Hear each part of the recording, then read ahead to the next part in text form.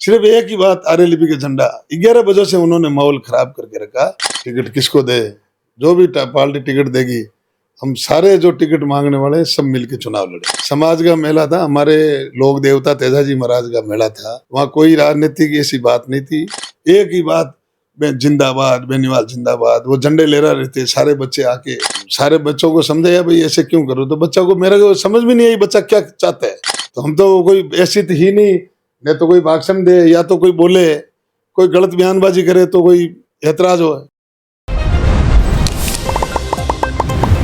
खमा गणिसा राम राम। आपरो घणो घणो स्वागत है झलको मारवाड़ पर। मैं नंदिता आपरे साथ, और आज चुनावी चर्चा में मांग साथ मौजूद है रेवंत राम जी डांगा, जो कि विधानसभा चुनाव 2023 में आरएलपी उम्मीदवार हनुमान बेनीवाल ने कड़ी टक्कर दी ही, और इस बार भी आने टिकट मिलने की पूरी संभावना नजर आ रही है। अब संभावना कत्ती का ही ज्यादा है बाऊ जाना। सब पहला तो आपको झलको पर बहुत बहुत स्वागत है। आपका भी आभार, बहुत बहुत आभार। आप हमारे खिंवसर क्षेत्र में आए, हमारे से रूबरू मिले। उपचुनाव वास्ते सारी तैयारियां हो चुकी है, हर कोई दावेदारी कर रही है। इस बार देखा तो बीजेपी के माने लंबी लिस्ट है लोगों की, कोई ना कोई उम्मीदवार कर ही रही है, खुद की ताल ठोक रही है। कई लाग रही है कि पार्टी कौन टिकट दे सके। आप पिछले चुनाव देखा 2023 को, तो आपको जीत हार को मार्जिन बहुत कम हो। अपने अपनी दावेदारी तो सभी लोग कर रहे हैं साहब। टिकट तो मांगी कायदो है। पार्टी जो भी निर्णय करी, टिकट किसको दे, जो भी पार्टी टिकट देगी, हम सारे जो टिकट मांगने वाले सब मिलके चुनाव लड़ेंगे। एन की बात भी सामने आ रही है कि बीजेपी के मायने आपसी फूट चल रही है, क्योंकि भागीरथ जो डूडी है बांगो एक बयान सामने आयो हो, बांगा जो तेवर लाग रही है, यूं लाग रही है कि अगर बीजेपी टिकट नहीं देवे तो वे बागी हो सके। वो भागीरथ जी का व्यक्तिगत अपना सोच है, अपना विवेक है। कोई पार्टी के अंदर कोई फूट नहीं है, सब पार्टी में एक साथ है। पिछला चुनाव मेरे को टिकट मिला, भारतीय जनता पार्टी ने प्रतिनिधि के रूप में टिकट दिया, तो सब पूरी पार्टी साथ मिलकर चुनाव लड़ा, और बहुत ही कम अंतर से, कुछ ही मतों से अपन पराजित हो गए। हम सब साथ हैं, पूरे पार्टी के जो भी वरिष्ठ लोग, आम कार्यकर्ता सब साथ हैं। टिकट मांगने का सबका हक है। जो भी पार्टी निर्णय करेगी, हमारा कैंडिडेट कमल का फूल है। यदि आपने टिकट नहीं मिले और कोई और उम्मीदवार ने टिकट मिले, तो आप पूरे पार्टी के साथ देव बांको जो निर्णय हुए वो सर्वमान्य। बिल्कुल जी जान से लगे हुए हैं, हम पार्टी के लिए समर्पित हैं। पार्टी जो भी निर्णय लेगी, किसी को टिकट देगी, मेरा तो यही मानना है ना, हमारा कमल का फूल कैंडिडेट है। किसी को दे, मेरे को टिकट दे, तो सारी पार्टी के सभी वरिष्ठ नेता हम सब साथ मिलकर चुनाव लड़ेंगे। मेरे अलावा चाहे कोई को, किसी को भी पार्टी प्रत्याशी बनाए, तो हम सब साथ मिलके मजबूती के साथ चुनाव लड़ेंगे।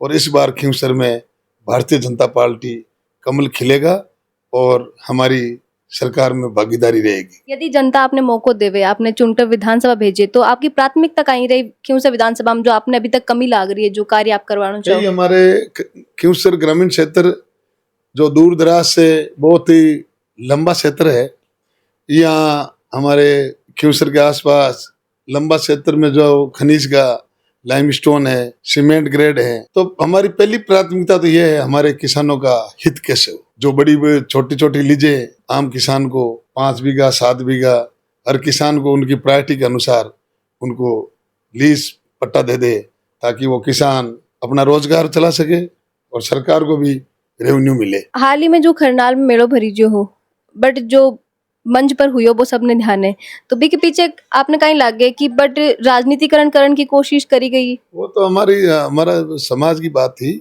समाज का मेला था, हमारे लोक देवता तेजाजी महाराज का मेला था। वहाँ कोई राजनीति की ऐसी बात नहीं थी। वो धर्म सभा थी। धर्म सभा के अंदर तेजाजी महाराज के 36 कौम के लोग आते हैं। पूरे राजस्थान से नहीं, हिंदुस्तान से लोग तेजाजी महाराज को धोख लगाने के लिए आते हैं। हमारे आडोती में, जैसे कोटा एमपी मध्य प्रदेश में तेजाजी महाराज का मेला लगता है, तो मैं वहाँ कई बार गए। मेड़ा समाज के लोग, गुजर समाज के लोग, 36 कौम के लोग वहाँ मेला भरता है, सारे लोग।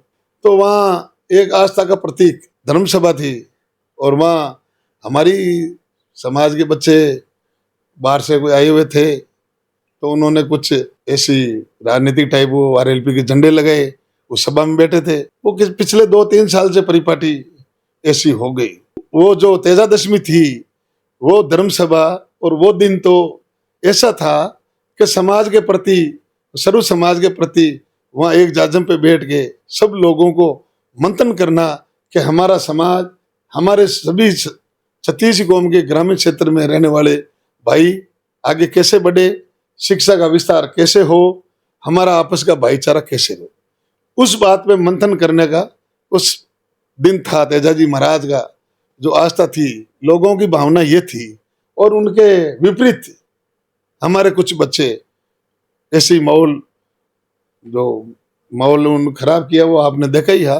तो मैं वहाँ, मैं ही बचवी था, मैं ही एक समाज का प्रतिनिधि के रूप में समाज का, तो सारे लोग, मैं उनको रामासामा किया और सारे बच्चों को समझाया भाई ऐसे क्यों करो। तो बच्चा को, मेरे को समझ में नहीं आई बच्चा क्या चाहता है।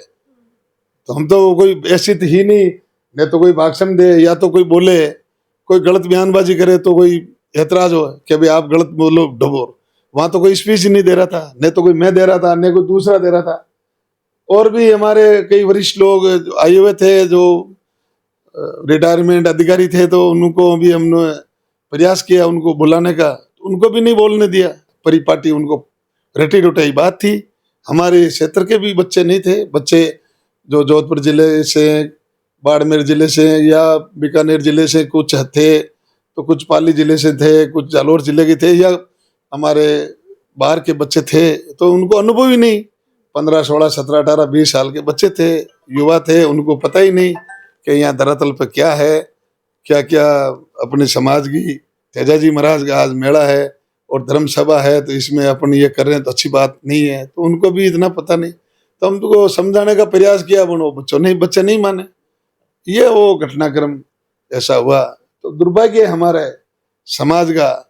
तो हम एक जाजम पे बैठ पे समाज के प्रति और तेजाजी महाराज का मंदिर कैसे बने, हमारा समाज आगे कैसे बढ़े, इस पे मंथन हम नहीं कर पाए। हमारे वरिष्ठ लोग जो समाज के कोई भी पार्टी से जो बिलोंग करते वो भी नहीं आए।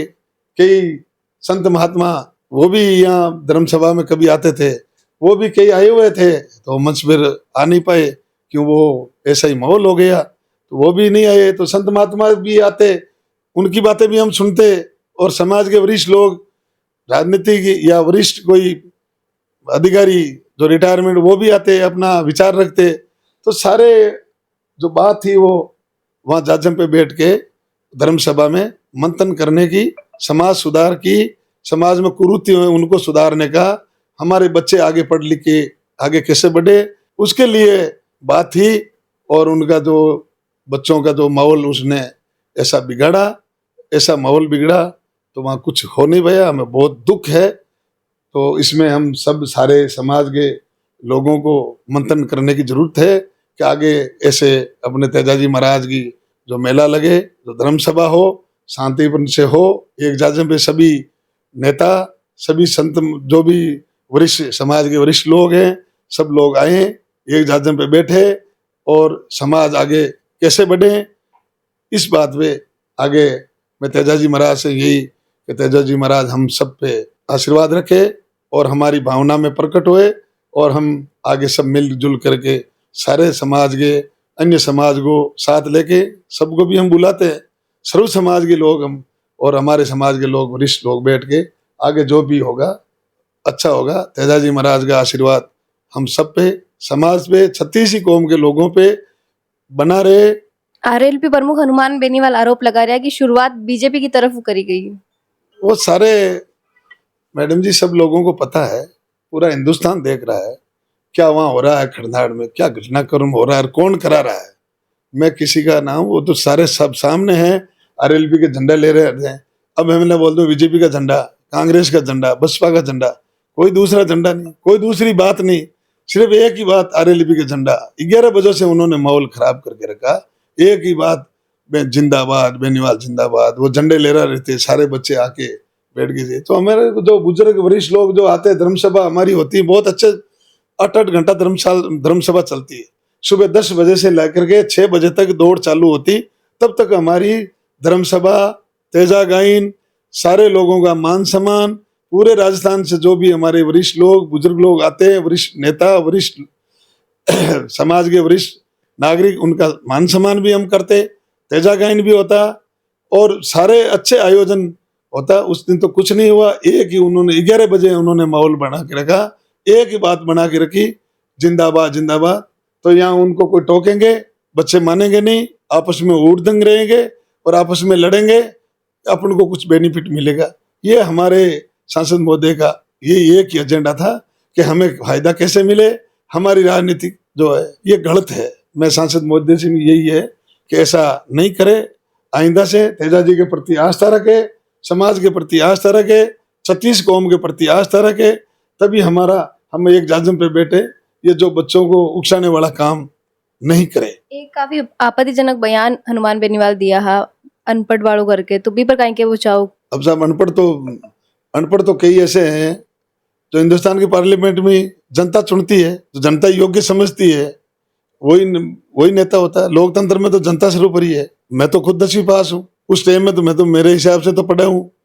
अब पढ़ाई की भी कोई सीमा, कोई कितने पढ़े हुए हैं, कोई कितने पढ़े हैं। वैसे राजनीति में, लोकतंत्र में तो कोई पढ़ाई की कोई सीमा निर्धारित है नहीं। लोकतंत्र में तो जनता ही सर्वोपरि है, सब कुछ है वो जनता है। जनता जिसको चुनती है वही जनता के बताए हुए मार्गों पे चलना और जनता के प्रति समर्पित रहना, अपने क्षेत्र का विकास करवाना। आप क्यों सर का आम आदमी की तरह सोचो और आप सोचो कि आप जनता को हिस्सों हो, तो आपका विधायक को आपकी पहली जो है कई चीज है कि मांग रही हमारी विधायक को आप पूरी करनी चाहिए। पहली बात हमारे किसानों का भला कैसे हो, दूसरी बात हमारे बेरोजगार युवा बच्चे हैं उनको नौकरी मिले, संसाधन मिले। हमारे किसानों के, विशेषकर किसानों की जो आपने बताई थी कि यहाँ बहुत बड़ा लंबा एरिया है जो खनिज का, आम किसान को जो अपनी हिसाब से उनको पट्टा वितरित कर दे, सरकार को रेवेन्यू मिलेगी। अब बड़े बड़े जैसे मतलब 2000 बीघा, 3000 बीघा, 5000 बीघा जमीन और कैशमेट एरिया, अंगूर, गौचर कंपनी वाले को दे दे, तो फिर कहाँ हमारे पानी का स्रोत खत्म हो जाएगा, कहाँ हमारे पशु चरेंगे, कहाँ हमारे पशु पानी पिएंगे, कहाँ हम पानी पिएंगे। तो ये बड़ी दिक्कत है। मैं तो सरकार हमारे भारतीय जनता पार्टी की सरकार है, हमारी यशस्वी मुख्यमंत्री जी भजन लाल जी, मुख्यमंत्री जी का भी सोच है कि हमारे किसानों का हित कैसे हो, हमारे युवा पीढ़ी है वो जो रोजगार उनको कैसे मिले। तो मैं सारे हमारे राजनेता, कैबिनेट में जो भी मंत्री है, मुख्यमंत्री जी से मिलेंगे। हमारे इस खिमसे क्षेत्र में जो एक नया कानून जो खनिज के प्रति जो 5 बीघा 7 बीघा ये क्राइटेरिया एरिया करके छोटी लीजें किसानों को दे दे, तो किसान अपना रोजगार भी चला दे और सरकार को भी रिकवरी जो मिले। तो अभी मांगसात में रेवंत राम जी डांगा है, जल्दी जो टिकट को अनाउंसमेंट हुई बाद में अध्ययन मौको मिले और जनता अनचुने, तो ये बताया कि की तरीका में प्राथमिकता जनता के प्रति आंकी रही। आपने वो वीडियो क्या को लगी हो, आंका विचार क्या लगे, कमेंट करके जरूर बताइए। साथ ही वीडियो ने ज्यादा से ज्यादा लाइक करो, शेयर करो और बनाए रखो झलकों पर आपको प्यार और विश्वास। यूं ही खमा गणिसा, राम राम।